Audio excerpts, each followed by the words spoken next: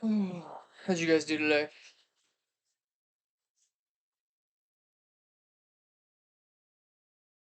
Come on. Come on. Don't be shy. Anyone make some money today?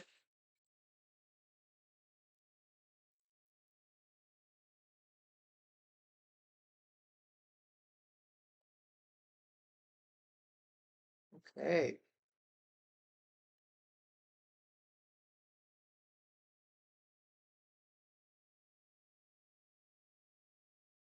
Fire. You made some good money. Love to hear it. There we go. There's some more people. Sweet. All right. So we can get started. Um, how did you guys how'd you guys do? Ruby says you did good. Anyone else want to share how they did? Anyone make any money? Anyone lose a bunch? What happened? How'd the day go?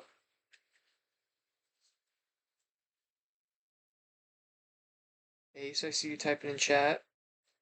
23% on the day. Beautiful. Wow. Are you working with a smaller account? 23% is it's pretty good. It's pretty killer.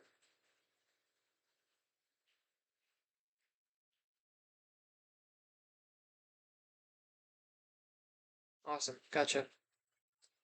All right. So, um, you guys are obviously first here, first come, first serve. So, is there anything any of you guys want to get right into?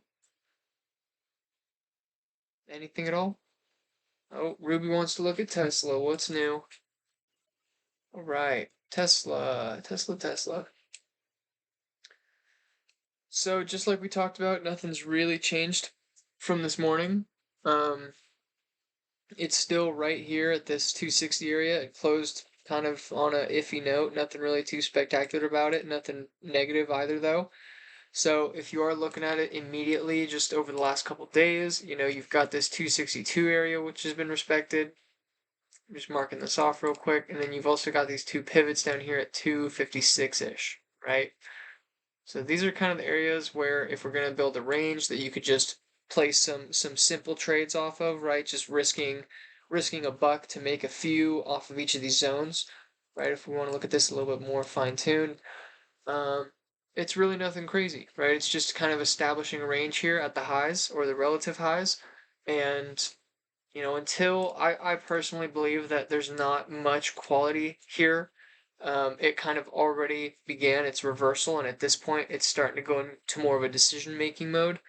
Um, so I do think that you want to give it some time. I don't know if we went over this last night or in Tuesday's session, but Tesla, you're going to want to give some time. It had an inside day today and is still range bound at this area, so there's nothing really to force here. I do believe obviously sentiment is pointed in the right direction, but it has started to stall out, right? Um, so again, just nothing really here that's pressing. There's no setup that I would say. It's just kind of, gone into a balance after committing to a solid reversal effort. Um, there wasn't even really much of a setup after it made this move. I'm not really 100% sure. It could have been data driven. It could have been some sort of catalyst. It could have just been from market seeing some positive sentiment yesterday. But this was a little bit of an unwarranted move in my mind. There wasn't much from a technical perspective that you could have seen this coming. Um, so yeah, it's a little bit tricky to kind of deal with here. If you want to draw something like this off, I'm sure lots of people have this on their chart, right? They've got this last pivot. They'll probably have something to focus on coming up here in the next couple days, but as of now, it's nothing worth forcing. Um, and then what do we got? It looks like you wanted to check out Goldman Sachs. Let's check out Goldman Sachs. What are they up to? Oh, okay. This is something I was keeping an eye on too. So over the last few months, right, they've sustained this really big support trend, and they've got some pretty nice unfilled gaps down here that we actually just knocked out and filled, right? So you can see this guy right about here. That gap, that long-lasting gap all the way from March finally got filled today or yesterday, fresh after this clean breakdown. And I remember I sent a plan play about Goldman Sachs just what day was it? Let me go back in my chart real quick. I believe it was Monday or Tuesday night that we looked at it right here, right? And we basically said we're just looking for weakness under this 318, that last pivot, right? Because it lines up with both that most recent supportive bounce and pivot, and also this long-lasting support trend. And you can see we opened down pretty low, so it wouldn't have been a very confident entry just because you would have been risking against like $3 here. But the follow through once we got under that was pretty substantial, right? You got 3 days worth of action in that one breakdown, and so again, there's not much here. It definitely feels like the primary move you would have wanted to catch was made back on Tuesday, I believe. So it's a little unfortunate that from here, I would say coming into earnings, you don't really want to play anything on it. There's no setup for tomorrow. Unfortunately, it's already kind of committed to a bounce. Your risk from where you would have wanted to long is long gone.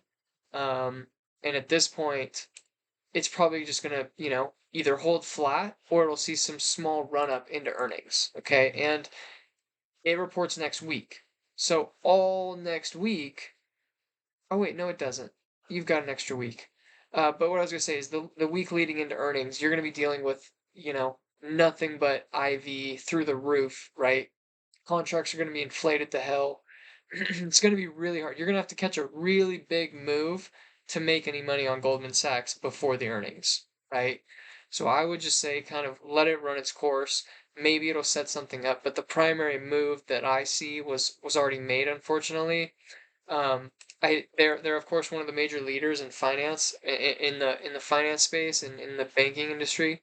So their earnings coming first will definitely, set the tone for the rest of the banking sector.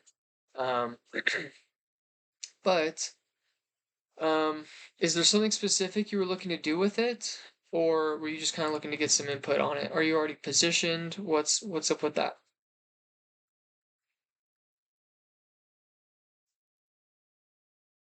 No, just an update. Got it. Got it. Okay. So UNH, you wanted to look at UNH before earnings?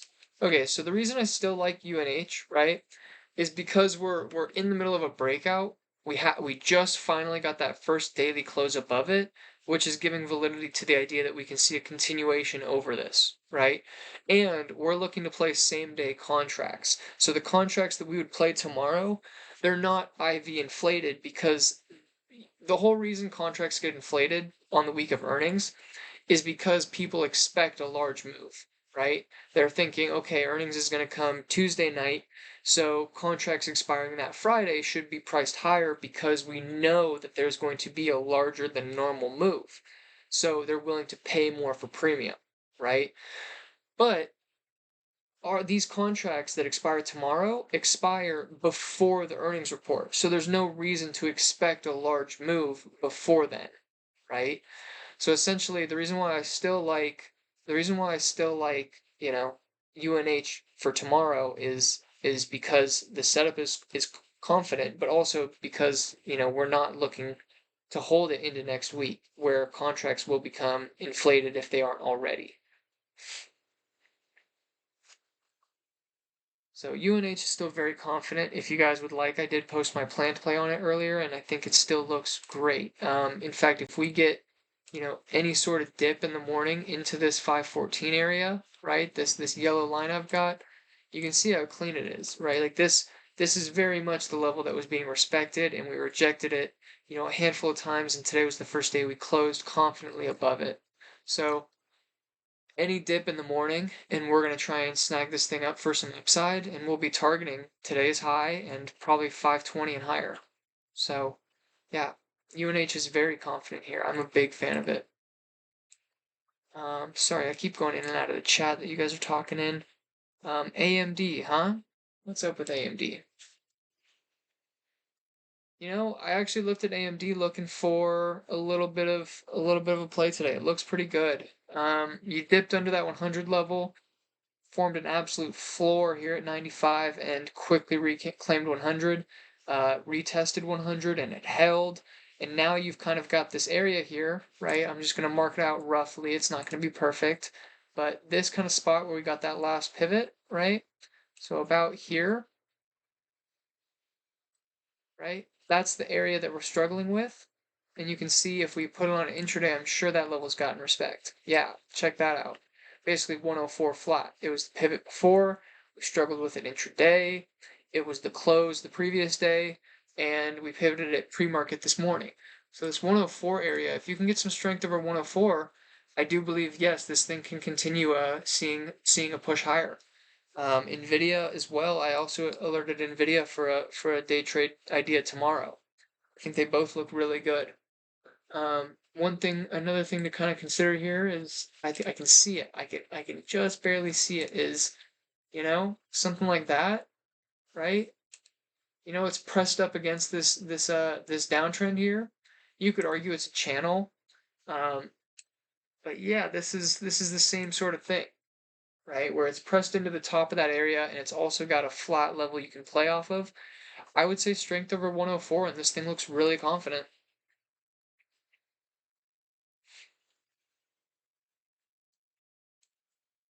You guys are welcome to talk, by the way. I like to say these are discussions, not lectures, right? So if you guys have any input or if you want to get a more precise answer, just ask the question in a voice chat. It also makes the recording a little bit better. So, um, I do have a question about, I guess, specifically UNH. yeah, Contracts coming up into earnings. okay. Um, just specifically like in Oh no. now, like for example, because Hey man, you're breaking up pretty bad. it's kind of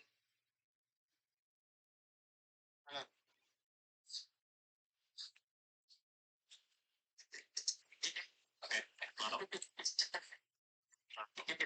Is it my internet? Uh,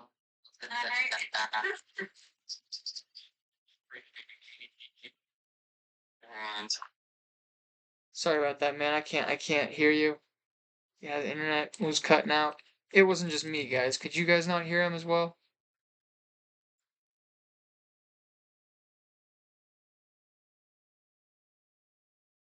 Yeah, he was lagging. Okay.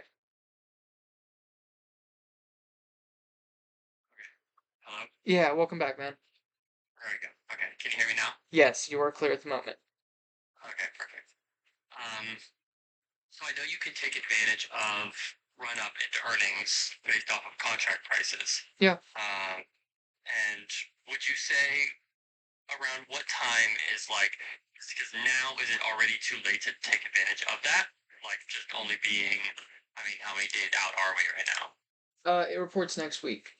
Okay. So they report on the 13th. That's next Friday morning, or is that the 12th? Right. It's either the 12th or the 13th, but regardless, it's next week. Um, Right. I would say it's pretty late. It's pretty late to do it, and not only that, but um, typically, if you're trying to catch a run up, I would aim for about 3 to 4 weeks out. So it is definitely kind of a, anticipation play. But it also helps, if you're looking at calls, you kind of want to catch a dip, right? If you were looking at shorts, say we were at this exact position, the exact same chart setup, but earnings was 2 weeks further than it is. If you were looking for downside, this could be a great time to grab those shorts, right? So you want to apply a bit of technicals to it, like just sort of psychological, risk to reward entries. You don't necessarily still want to, just hop in whenever, right? Typically, you still want to catch some sort of dip if you're looking at calls. Um, but again, it depends on how anticipated the name is, and again what the expected move is, right? So if the expected move is something massive like 10% of the stock's price, you know, those options are going to start getting expensive fast. They can start pricing that in on the contracts as early as, like 3 weeks, 4 weeks in advance. Whereas if something's not super anticipated, say something that doesn't move a lot, like, GE or AT&T or T-Mobile or something like that, right? That where there's not great option volume and it's typically, a slow mover, it's more of a value stock, right? Something like that, they're only going to start pricing that in and kind of, you know, increasing the value on those contracts in maybe the week prior. But again, it's not going to get as inflated because they're simply not expecting as large of a move, right? So it all depends what the name is, how anticipated the earnings is. But if you're playing what I like to play, typically like the main big high option volume names such as, Tesla, TTD, Nvidia, AMD, Apple, Google, Amazon, etc., right? Those earnings, if you're looking at those contracts, yeah, they're being priced in and people are picking up those contracts early, right? Probably close to 3 weeks out. Right. And does the same principle happen to the stock price, just like it happens to the contract price? Like will or does price action generally stay specific? So there are typically what we call a run up, and that typically will only happen on earnings that are highly anticipated, such as Nvidia, Amazon, Apple, Google, Tesla, right? Like those five, you can pretty much count on an earnings run up, but it doesn't have to happen, right? Like, say, if you enter calls early enough, sure. By the earnings date, if your contract is close to the money, right? Like it's within one or two strikes of the money come the earnings date and you've held it for 3 weeks, yes, I can say with certainty that throughout that time, even if you're not, even if you're, yeah, well, here's the thing. If the price of the stock still declines in earnings, and your contract's ending up being further out of the money than you anticipated, you can still definitely lose value. You can still definitely lose out on that trade. Okay. So that's where it kind of becomes a gamble, right? And a little bit less of a technical based trade, right? With some sort of risk to reward because you don't know when you're entering further out, anticipating on only making money on the IV pump leading into earnings, you kind of lose track of, okay, well, what is the stock itself gonna do in that 3 weeks? Say, you wanted UNH. Oh, this is a horrible example because it did end up going up. But say you didn't anticipate the market dropping for 3 weeks straight, like it has the last 3 weeks, right?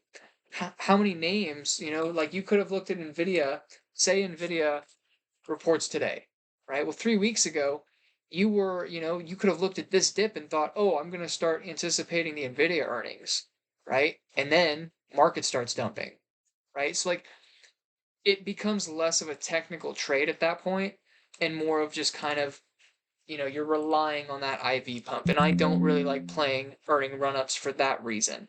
Typically, the way that I approach earnings is I just wait, you know? I don't try to do the coin flip of which way is it going to go. I more just, I wait until after the earnings, and if it does exceed expectations in either direction, either it shits the bed or it flies, you can play that.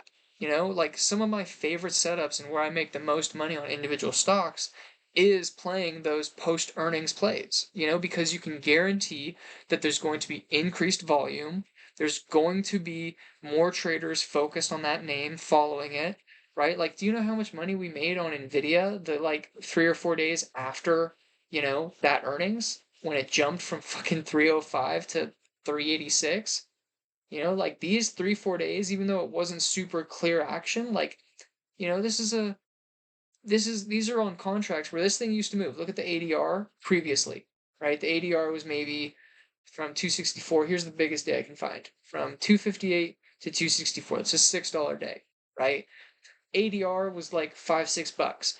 Every single one of these days was giving you this is a $30 day from 65 to 95, man. You know what I mean? Like when contracts aren't used to moving like that, you can get some insane moves. Not only because the intrinsic value is much more, right? If you catch a $30 move on options versus a $6 move, obviously you're going to make more, but also the speed at which they're moving. IV picks up so much faster, you know? So, yeah, I would say that I would say for sure. Like just waiting until after the earnings is out is so much more confident than trying to catch an earnings run up. You know, I will say trying to catch an earnings run up and just banking on the IV increasing, the only really difficult part is trying to pick a strike that you believe is going to be close to the money at the time of earnings. That part's really difficult because some shit might stay really flat in anticipation. Something, might run up for you, or the market could start dumping for a few weeks and you get totally wrecked, you know? So trying to predict where the price is going to be in 3 weeks is really difficult. Um, but it's more confident than swinging through earnings for sure. Because if you're wrong, you pretty much lose 100% of the contracts. So if I had to rank them from worst to best, swinging through earnings is a total gamble and it's an idiot gamble. I don't see the point in it. It's a 50-50 bet that's not even 50-50. I'd say it's a 50-50 bet that you have a 20% chance of winning, right? Because it can either go up or down, right? Technically it's 50-50, but that's not the case, right? Even if you're right on calls, if you're too far out of the money, you can still easily get IV crushed in the morning, right? Um, or if you're just barely right, but the price doesn't move past the expected move, your contracts can still get IV crushed in the morning. So swinging through earnings is dumb. I don't ever see a reason why day traders want to do it. Second, I wouldn't call it bad or not. It's just very hard to predict. Is trying to catch the earnings run up. That's very difficult to kind of pinpoint where it's going to be to where you're also catching a dip where you're actually moving in the direction of what you're playing, but also timing it to where your contracts are close to the money come earnings, right? So that's extremely difficult. The best and the easiest and the safest is just waiting until the earnings is out. Just wait until you know where sentiment is pointed, right? And you don't have to overpay for contracts. So yeah, sorry, I just gave you guys my full opinions on earnings. I know that's not what you asked for, but I thought it was helpful. No, no, thank you. Yeah, of course, man. All right. What do we got? You guys want to check anything out? Microsoft? Yeah, for sure, for sure. Microsoft is another one that looks pretty confident right here. You've got a really good base off of this 310 area. Got a good reversal going. That sell off was eaten up in a day, and now you're kind of back testing this area that has been a little bit of a pain in the ass, but you closed pretty strong. Uh, I'm trying to mark it off real quick. I'm going to turn off after hours just to get a cleaner picture. Right. So basically just this area, right? This 320 big psych level and this morning's pivot. I would say if you can, oh shit. I would say if tomorrow's market is strong and you can get some strength over this, yeah, you can definitely revisit, fill this price gap at 322. And let's take a look at liquidity real quick. I'm just thinking it's Friday and it's not going to be open. And then Monday's a holiday. Market's still open on Monday. I heard they were closed It's a, because of Columbus Day. It's no, a bank holiday. it's a bank holiday, so that's the tricky part is don't overtrade tomorrow because on Monday your cash isn't going to be settled, but market is still open. Yeah. Yeah, so it's just a non-settlement day. Market will be open.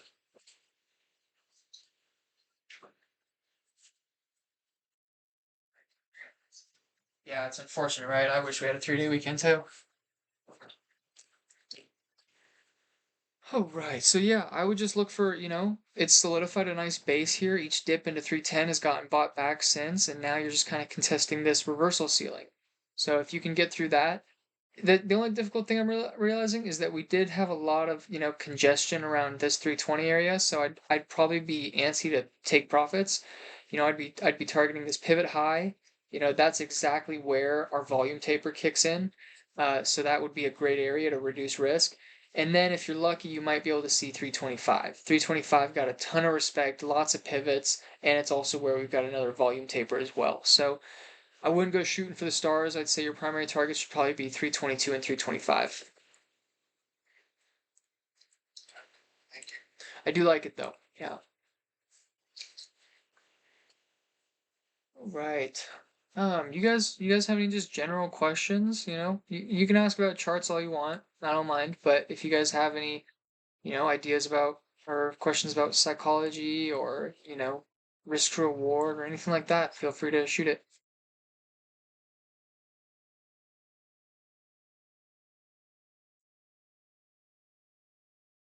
Do you have a question about like bridging in per se? Yeah, of course. So, yeah, okay. So let's say we're approaching like an area that we want to start either just that our because that we want our entry to be in like we have an idea where we want it to be and we have a point where we want it to get to, right? Of Got it. course, then we have a very ideal entry, like there's a perfect entry, and then there's like a zone that is also so like for example, if you're entering off of a liquidity zone or a level, right? This seems And like a great you're time to go right, through our play from this morning. right. So so of course if you wanna like so I guess what I'm saying is let's say that you want to have like a sizable position. You're looking to have some sort of sizable position, and but obviously but if you want to average it in because you don't want to miss, yeah, now it's just sounding like FOMO.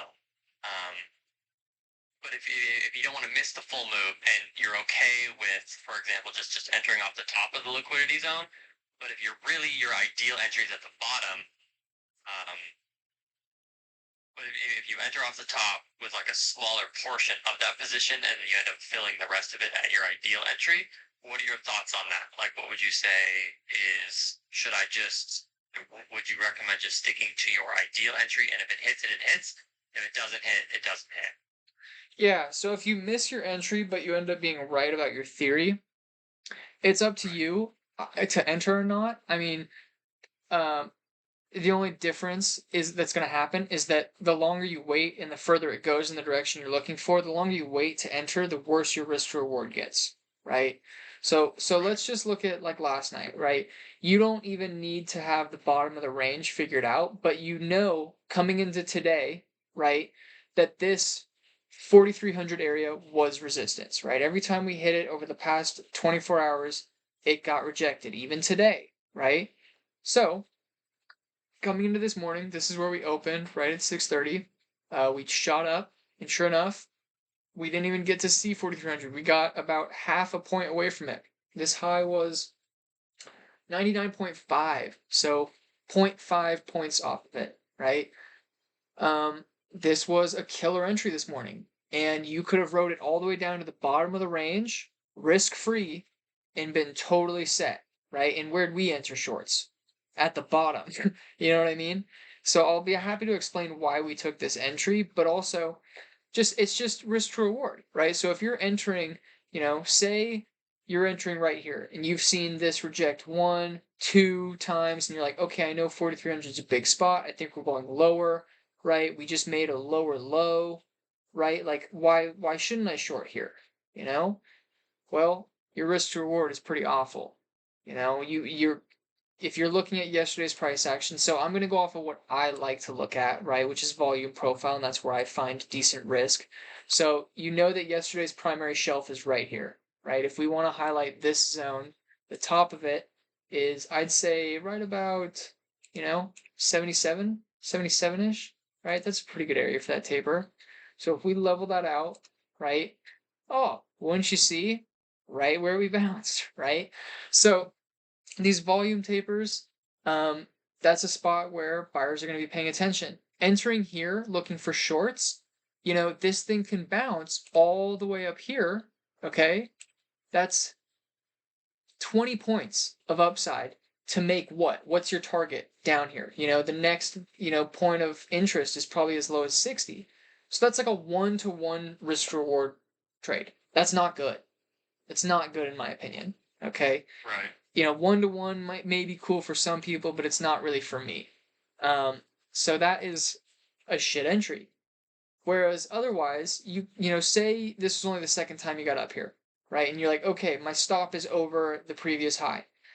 if you're entering this, even if you're just looking for this last pivot low, okay, your risk, you're risking how many? How many? 80 or 300, 3 or 4. Okay, so you're risking 4 points to make potentially 15. Okay, so that's almost a 4-to-1 risk reward trade. Okay. But let's say you want to wait for confirmation, right? And you like this, right? When this happens, you're like, oh, I like it. Okay, so then you enter, right here, whatever, right? So this is 97, still looking for the same target. But look what happens. Your risk to reward goes down, right? You're risking suddenly, all of a sudden, you're risking, what is that? So 98 to 04, you're risking 6 points to make only at that point 12. So that all of a sudden, just by that little bit, your risk to reward goes from 4-to-1 to 2-to-1. You're risking 6 points to make 12, right? So it's a big difference. That's why, if you're waiting for a specific spot that you believe is good risk to reward, you should take the entry when you want it, right? Sometimes waiting for confirmation only detriments you. Does that make sense? Yeah, yeah. But granted, think about it. If you had taken this entry waiting for confirmation, it might have been a little bit more confident. The play still happened. You know what I mean? You still got the move you were looking for, right? And sometimes that's what people like. Sometimes they like that confidence, right? They like that idea of, okay, I'm watching it reject. Now I feel better getting in, right? So it's up to your trading style and what you're comfortable with. But typically, if you're going to do that, if you're going to say, okay, I want to wait for some sort of confirmation, right? I would just reduce your sizing. Reduce the sizing that you would had you gotten the entry you wanted. Does that make sense? Yeah. Okay. Okay. But yeah, it's totally fine. Trade how you want to trade. I know a lot of people who trade purely off of, once their thesis is solidified, then they enter. Me, I'm not like that. I see an area that I like and that I'm willing to risk against. I try to get it right on the dot, right when I want it. And honestly, you guys will see I don't do limit orders. You'll miss out on a lot of plays trying to get a specific fill. If you want something at a specific spot, you pay it for what it's worth right there. And so I use pretty much exclusively market orders. And thankfully, because I play SPX and it's extremely liquid, I don't have a problem getting what the price is at that moment. Whereas, something that's not so liquid like UNH options, tomorrow I may end up trying to limit order because the spreads are pretty large and I don't want to be immediately down 10% as soon as I get in, you know? So I typically believe that if there's an area that you're willing to risk against and that's where you want it, you should just, when it's there, get in. Make sure you get in. I can't tell you how many times I hear people say like, "Oh, my contracts didn't fill." It's like, well, did it hit the spot you wanted it? Well, yeah. you know, well, why didn't you get in then? It's like, oh, I wanted the contracts to be cheaper. Well, they weren't. So yeah, just reduce sizing, and if you know you want in, get in. I'm kind of rambling right now. Someone give me something new to talk about. Did that answer what you were talking about, or do you want me to go? No, Do you want to fine tune it a little bit? no, that was perfect. Thank you. Okay. How do you deal with emotion? That's easy. Trade with an amount you're comfortable with. That's it. So, if you have $5,000 to your name and your rent is $2,000 a month, you probably shouldn't be trading. Plain and simple. And especially if you're trading options, what you're trading with should be something you can 100% live without. Okay. And I mean, like, you know, you guys, thankfully, most of you guys in here are really young. I know that our primary demographic is like, you know, 18 years old to like to 28. That's the majority of our group. We've got a handful of guys that are older and we've got a handful of guys that are younger and still in high school, but I know that the primary demographic of this group is young people. So you guys are lucky in the sense that you have plenty of time to take on those risks and not be super affected. That's great. That's awesome.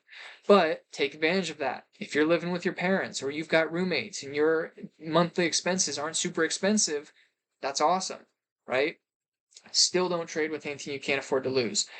I always say with options, the best amount to jump in with, trying to trade a $500 account, it's low risk. I understand that, you can afford to live without it, but growing that amount of capital is very difficult, especially with options. It's very hard. It requires a degree of luck. I hate to say it. It requires a degree of luck, and sometimes that luck just isn't in your favor. And typically, when you're new, you're more prone to make emotional decisions. You're more prone to kind of, hold on to losers longer because you don't want to lose, or you'll oversize, or you'll cut the position when there's nothing wrong with it, or just so many beginner mistakes that will destroy that account very quickly. So I always say 3 to 5K is a great amount to start with because it allows you to play the right contracts, that are close to the money, have a little bit of time on them, and also have, you know, also be able to stay within a certain level of, risk, right? Like you're not risking half your account on every play. You're able to use 10 or 15% of your account on any given play, and it's not swaying your account massively back and forth any given day. And also, it gives you the ability to play multiple contracts, right? If you have multiple contracts, just anything more than one, if you just have two contracts, it gives you so much more control over the play, right? And if you guys want me to elaborate on that, remind me after I'm done with this. I don't want to get too far off topic, but you need to have $3,000 to $5,000 that you can live without. If it were to go to zero tomorrow, yeah, it'd be annoying and you'd be pretty upset, but you wouldn't be, in danger of, not being able to pay your credit card bill, or not be in danger of, missing your rent, or your phone's going to have to turn off or something like that, right? It needs to be something that you can live without. And that's going to allow you to detach those emotions from it. Okay. Now, granted, nobody wants to lose 5K. That's dumb. Nobody wants to do that. But you have to be able to detach emotions from that money and realize that, hey, I'm willing to risk this in the name of trying to make more money. Okay? So it's easy. Just trade with an amount that you're comfortable with, right? So, me personally, I trade a $30,000 account. Granted, I don't want to fucking lose that. Obviously not. But compared to my longer term portfolio and everything, it's a smaller portion, right? It's something that I'm comfortable with. I could, in theory, you know, pull out $100,000 for a trading account, and So my system, when I first got into options, I traded a 5K account, and I used the same system I did when I started. No matter what, on Friday, if I'm up $5, if I'm up $5,000, it doesn't matter. I withdraw the difference, set it back to 5K or whatever I'm trading on, and I put that profit into a long-term account. Okay, and that's what I buy equity with. That's what I buy my dividend stuff with. That's all for later. That's all being saved for long term. Okay.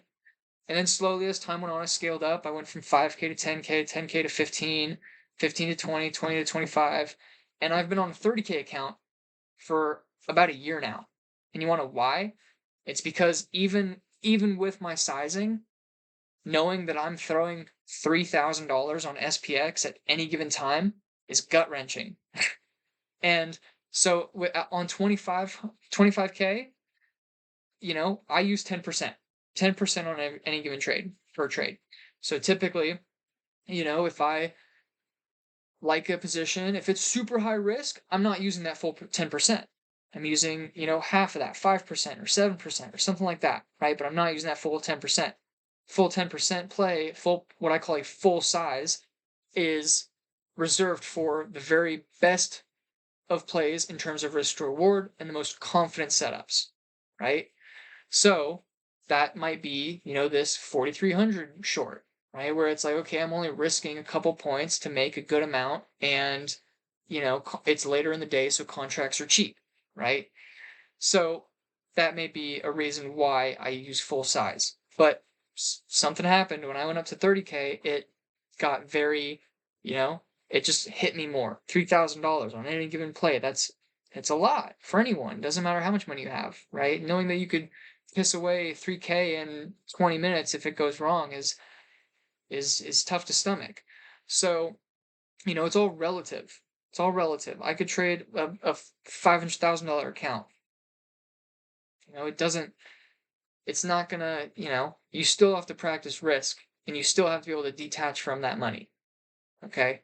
So, I scaled up, I still stay within risk, and I'm still using the same system I did when I started that made me able to make trading profitable, right? I think withdrawing daily is just too tedious and you're going to kind of deal with a bunch of settlement bullshit and it's going to take more than that anyways to get into your bank and transfer over to the next brokerage, etc. And I think monthly is too long because you might get up pretty nice and piss some of it back, before you can withdraw. So I think weekly is perfect.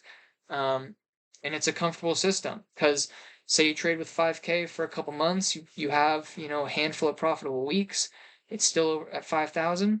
And then when you want to scale up, to 10,000, you just don't withdraw for a few weeks. Then when you get to 10,000 from purely profits, then you start this process over again, right? Even if you make $100, 1,000 or 10,000, you withdraw it, set it back to 10K, right? And so what you're doing is you're becoming very comfortable with that sizing. You're getting very, very comfortable with that sizing because your position size is the same for however long you're trading on that sized account. And then secondly, you're building up a pillow, right? Unless you're paying yourself and just spending your money, typically you're going to use that money and put it back into a long-term portfolio, right? So you're building a pillow, right? You're building a pillow so that your trading account becomes a smaller and smaller amount of what you're risking every day, right? Does that make sense, guys? Yes. So, yeah, I know Ruby asked that question, but I felt it was necessary to go more in depth on that because some people might think, oh, $500, it's minimal risk. I'm just trying out options, but in reality, it's harder to make more money with that, right? And then on top of that, I've seen people come in and they just blow $1,000 after $1,000 after $1,000. When in reality, dude, you could have just saved up for 2 months and came in here with a decent sized account and actually had a fighting chance, you know. So, but yeah, that's what I do. I trade on a set account, and I used to, when I went from 15K to 20 to 25 to 30, I did all that in like 6 months. But something happened when I hit 30K. I was like, 3K is a bit much for me. Even today, I rarely find myself full sizing on anything. And again, full sizing and full porting are very different. I haven't full ported anything since fucking 2018, okay? And that's when I had a tiny account. But again, I rarely find myself full sizing anything anymore just because it's not what I'm comfortable with, right? Hoosier's a maniac. Hoosier's a fucking evil wizard, and he's got a separate, like trading is my full-time income. So it matters to me and it adds a lot more pressure and stress to trading. Hoosier has another job. He has a whole business that makes him a good chunk of money. And so he is much more frivolous and riskier with his trading. And he makes a lot more from trading than I do, if we're being brutally honest. Hoosier's had multiple six-figure days. I have never come close to a six-figure day. That is insane. My biggest day, I think I made like 24K. And that was killer. I lost it, dude. I fucking celebrated that weekend. But again, that's because I wasn't following very great risk and I was just trading like a madman.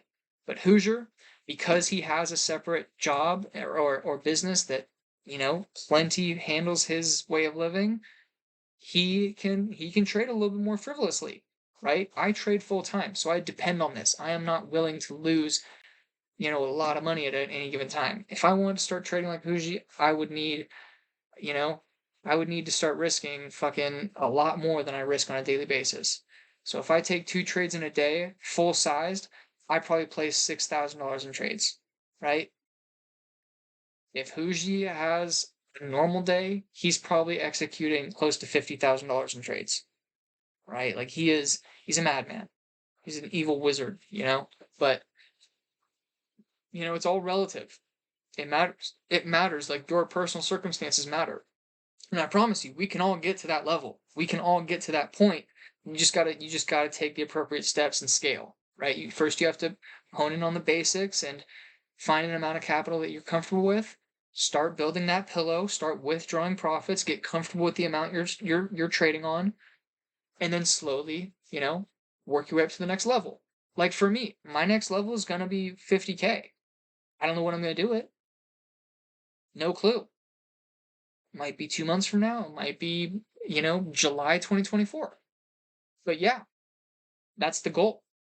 I still plan on scaling up, just not right now. Not comfortable yet, right? So everyone's on their own time frame. I know some people who, I know out of the profitable traders that I know and keep in touch with in the community, I know some people who, they picked it up really really well. They're not very risk adverse at all, and they're super comfortable. They were able to pick it up and scale to $100,000 account in just a couple months. And I know other people who blew account after account after account for 3 years, and something clicked. They were tired of losing money, and they shaped up, and now they're making great money trading. Right? I truly believe anyone can do it. It's just you need to get control of your emotions, and you need to just take your time. Trust me. I lost money in options. I traded equities for 3 years before I got into options. So I had like a lead on most people. Most people, they hear of the market and they immediately jump in options. It's like fuck learning the bare bones of the market. I'm gonna jump right into options, and they get smoked. I had 3 years of experience in the markets already, and I still got smoked when I jumped into options. Right? I lost money for a year straight with options. So you know, it's gonna take time. I don't know how you guys are doing individually, each one of you guys, how much you've made or lost, or how far you're in the hole, or how long you've been trading. But I promise you, if you take it at your own pace and you keep track of your wins, honestly, you don't really need to take track of your losses. Focus on what you're doing right. Track your wins. But also, just take your time. Take your time. Focus on what you're doing. Review wins. Um, just stick with it. I know Ish can attest to this. I watched Ish lose money for 2 years before this. Right, Ish? Oh, man. Hey, well, relax. I see you posting gains. I'm working on it. Well, did I motivate you at all? Just joined.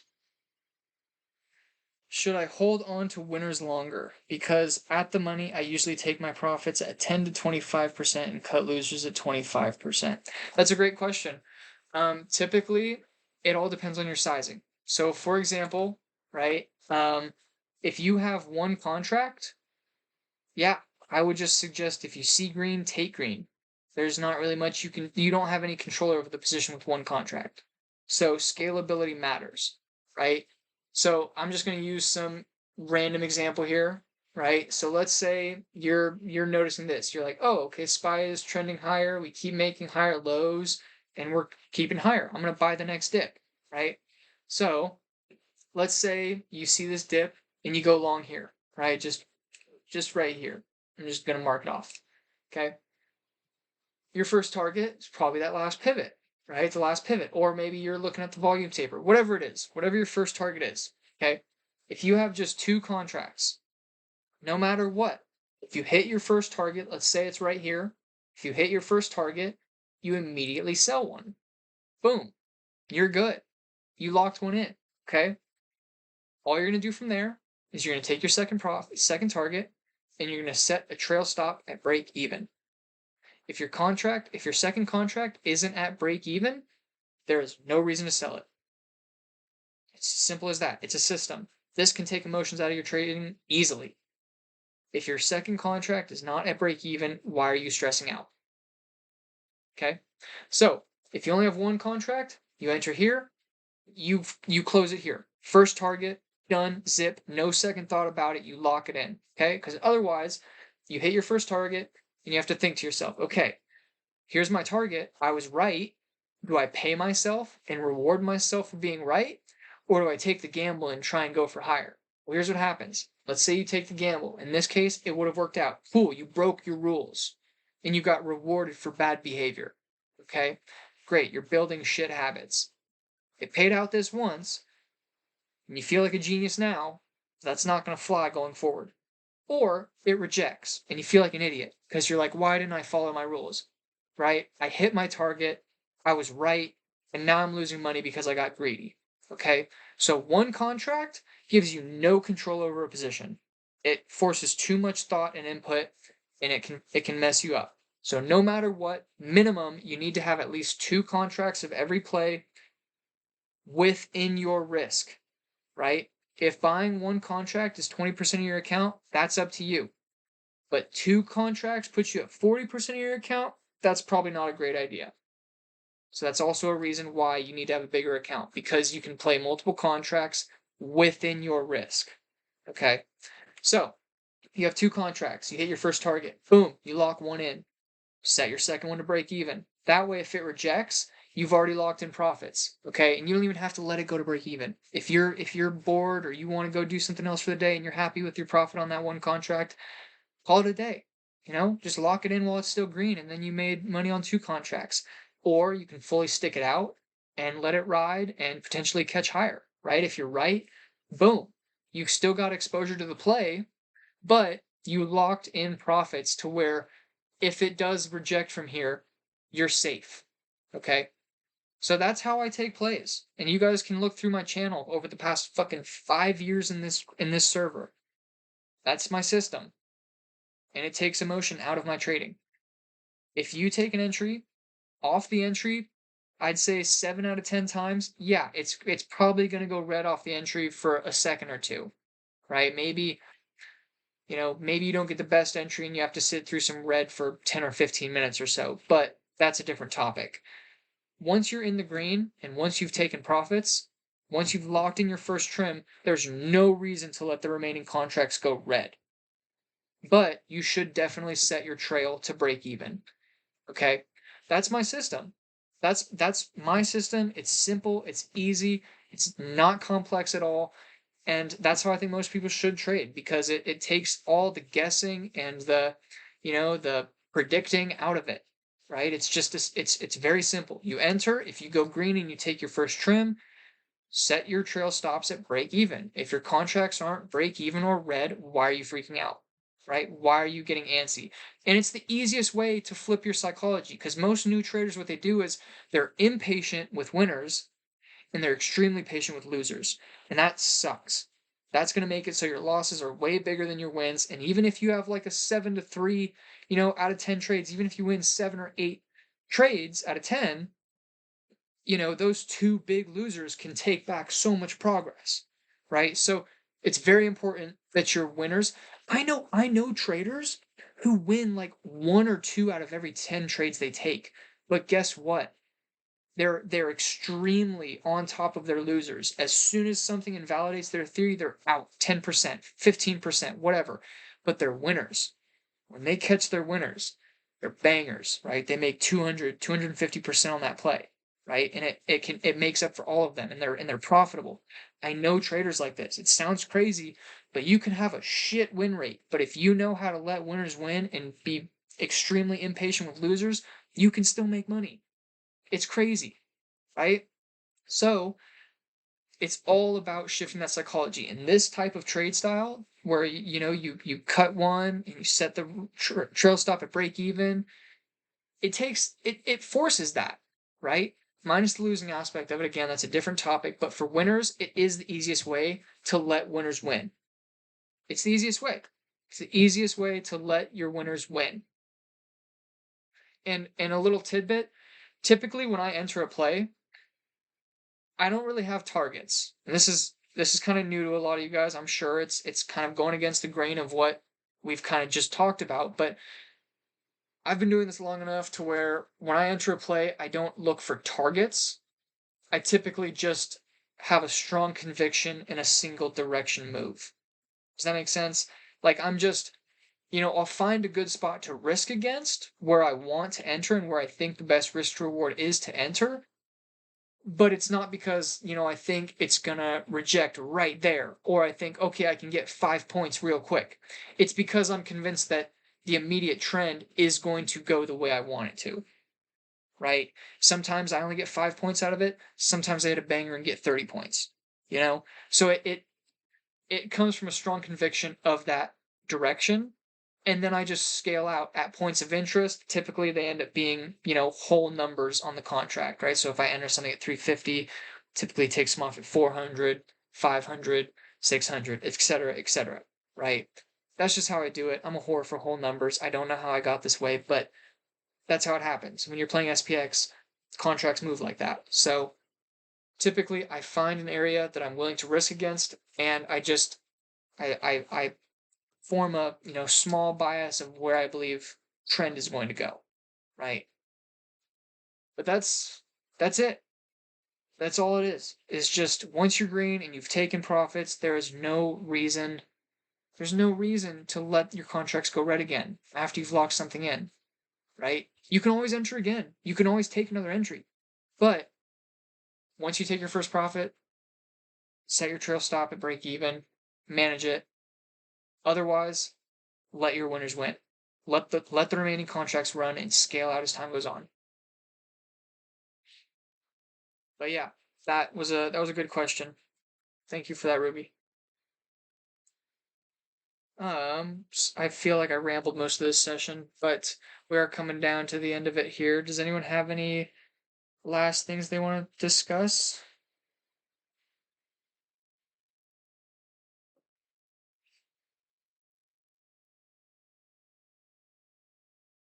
Anyone? Okay, so it's hard to correlate between option price and stock price. How do you know where stop loss should be based on stock movement? So that's where risk reward comes in, right? So for example, it should be something on the chart that invalidates what you're looking for. So to make this very quick and easy, let's say you saw these two pivots this morning, right? You're looking at 4,300 and these blow off tops, right? So you shorted 4,300. Well, if price does something like this, right? Sorry, I gotta draw it out and make it look all pretty. If price does something like this and it kind of stalls out at that high, right? You're fine because you entered. This would be your stop loss right up here, this guy. Okay, so a break over that previous high, right? So that, in my mind, would invalidate your theory. But then, if it goes something like this, you're wrong. So get out right when it breaks this. Right when that new high is made, you don't really need to wait for a candle close. Sometimes it would help. Sometimes, like this one, for example, it broke over 4,300 here, but it had also done that 3 times previously and rejected, right? 4,300 is just the psych level. Um, but yeah, typically, right when you crack over this guy, you're wrong. Your theory has been invalidated. Time to get out, right?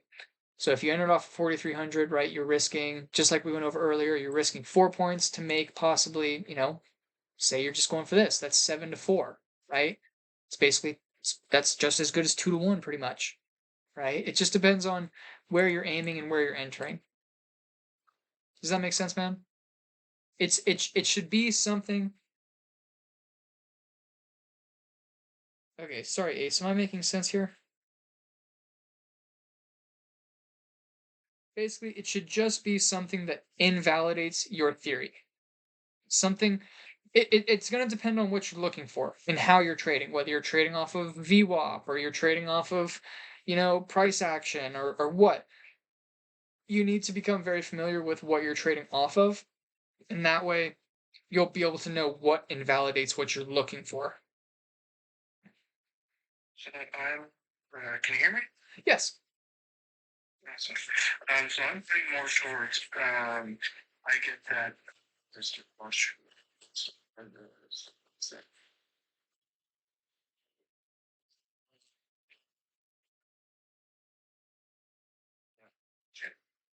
Like, point of being, that is going to be. See, that's where things get really difficult just because IV is involved, right? There's IV, and the faster something breaks your stop loss, the more your contracts are going to lose just because, people are exiting those contracts very quickly and they're dropping in value fast. Whereas if something kind of cracks through a little bit slower, it might not be as big of a loss as you want, right? So typically I would aim, depending on your sizing, I say if you're playing regular options with like 2 weeks worth of time and you're super comfortable and you got a good entry, typically like 10 to 15% should be enough to tell you that you didn't get a great entry. But if you're playing SPX, we drew down like 35% on our contracts today before we made 100%, you know? So as oh, I'm sorry to hear that, man. Yeah, I like that. That's very smart. I tell people all the time if they want to take my plays with less risk, just play spy instead.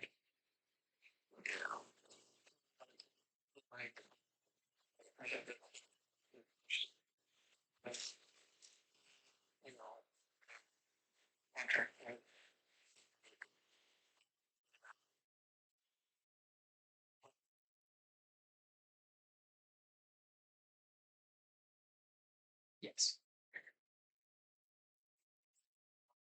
I stop less at maybe 5. Don't do that. Don't do that. Don't do that. Don't do contract values because just like I said, if the move happens very fast, you know, um, okay, bracket orders are fine if you have to step away and you're not able to actively monitor, right? That is just a safe thing to do. But I know for a fact that stop runs are very real. So, for example, 4,300 is the level that we rejected here. If I throw this chart on like a 30-minute, nothing closed over 4,300, right? I mean, this kind of did, but look, if you're trading off a bigger time frame, nothing closed over this. But guess what? On a 5-minute, every single time it popped over 4,300, these were stop runs. These were people basically getting, their stop loss was set at 4,300 and this hit their orders and still rejected, you know? So setting the value at a flat number on the contract, it's going to stop you out more often than not because guess what? People who are watching order flow in level 2, they can see where your orders are placed. And if you're setting it at an area as big as 4,300, you're likely not alone. And large money managers who are actively watching that, guess what they want to do? They want to liquidate you to get a better price on their position, right? So we call these stop runs, where basically, they make you think you're wrong, and I don't want to blame market makers here because that's not, typically you can avoid this pitfall, but I would say it should still be something on the chart, something on the chart that invalidates your theory. And it won't really matter what your contracts are worth because like I said with SPX, if the move happens really fast, your contracts are going to lose a lot of value really fast. Whereas if it's a slower move, it might not be that big of a loss, even though the price is still breaking the same spot. You get what I'm saying? Okay. Okay, so, you know, I mean, I know Cobain on his alerts, a lot of the times he'll say, oh, I'm risking X amount on this trade. I guarantee you, if you ask him the same question in chat tomorrow, he'll say the same thing. He's like, yeah, it's something on the chart that invalidates what I'm looking for.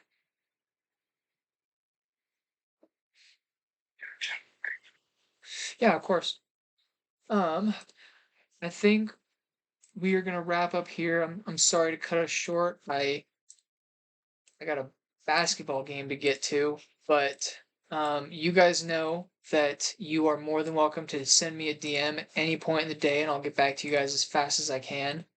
I hope this session was productive. We covered a lot of good stuff, and again, the YouTube page. I know it's being slow. Cobain's getting it up. There's some verification stuff we got to get through before we can actually start posting. I guess if you want to post a video longer than 15 minutes on YouTube, they have to verify your ID. So he sent all that stuff in, and we're getting it verified. But we've now got, I think 5 or 6 charting sessions fully recorded, start to finish, that will all be uploaded here in the next couple days. So you guys can look forward to that. And if you guys want to review this session and hear it back for a second time, you guys can do that as soon as those videos are posted. And I will send an announcement. I will let the entire group know when those videos are posted. Okay, guys?